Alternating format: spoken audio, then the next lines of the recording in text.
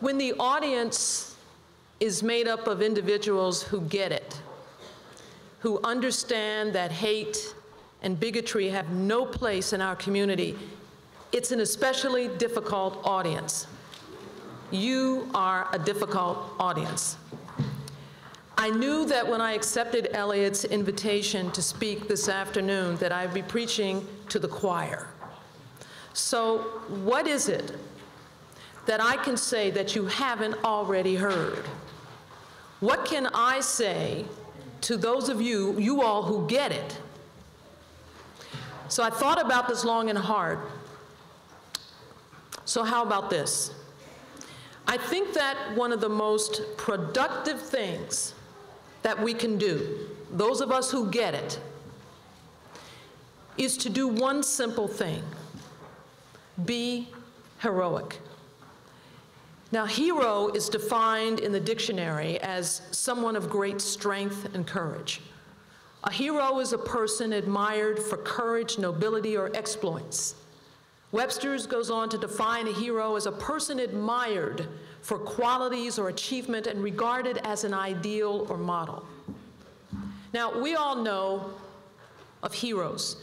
There are the superheroes, you know, the ones that jump and fly, and they get into the thick of things. They have no fear. They have no hesitation. They fight off the bad guys and gals, and they save the planet. These heroes and these heroines are fearless, and nothing frightens them, nothing. But of course, if you think about it, they are not heroes at all, not one of them. Why?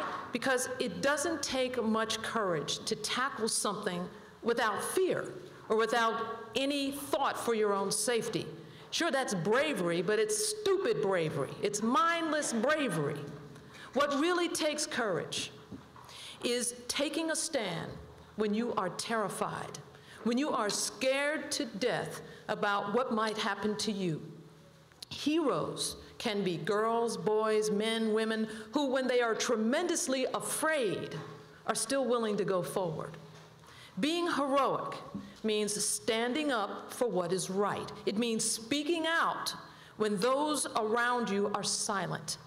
Being heroic means speaking up and putting a halt to behavior that you know is hateful, be it when hateful and mean-spirited jokes about black people are uttered in the workplace, when derisive comments about women are made in the locker room, or anti-Semitic remarks are made out on the golf course, wherever. Heroes and heroines don't need to shed blood. Heroes and heroines don't need loud confrontations. Some of the most heroic acts are quiet demonstrations of what is right in the face of groups whose actions are definitely wrong. One of the world's quietest heroes was King Christian X of Denmark. The king was appalled when the Nazis invaded his country during World War II. The Nazis ordered all the Jews of Denmark to wear yellow stars on their clothing so that they could be readily identified. Quietly, King Christian put a yellow star on his clothing. And soon thereafter, all the citizens of Denmark, Jews and Christians, put yellow stars on their clothing.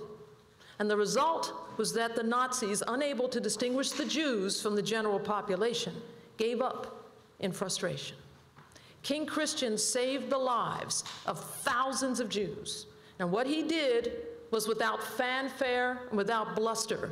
His was a quiet and wonderful life-saving act of heroism. So now I must warn you all that being heroic is risky business. By standing up for others, you risk being ostracized and shunned by people, some of whom you thought were your friends. But you see, being willing to take a stand in the face of great pressure to remain silent is what makes ordinary people like us extraordinary. It's what makes all of us heroic. Let this town be known not just for its greenness, or for its bicycle friendliness, or for its innovativeness.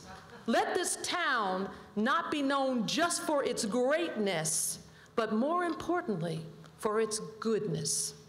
The goodness of its people, who refuse to be silent when confronted with bigotry and hate. I leave you with the words of someone who spoke up at times when our entire nation was embroiled in racial and wartime strife. 41 years ago, almost to the day, Dr. Martin Luther King spoke at Stanford University, and he said this: "It may be that in this generation, we will have to repent, not only for the vitriolic words of the bad people and the violent actions of the bad people, but for the appalling silence and indifference of the good people who sit around and say, 'Wait on time.' Somewhere we must come to see that social progress never rolls in on the wheels of inevitability.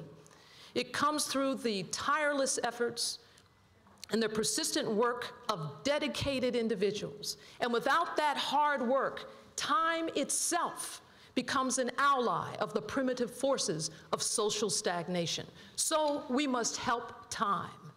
We must realize that the time is always ripe to do right." I thank each one of you for taking the time to be here today, and I thank each one of you for taking the time always to do right. Have a good afternoon.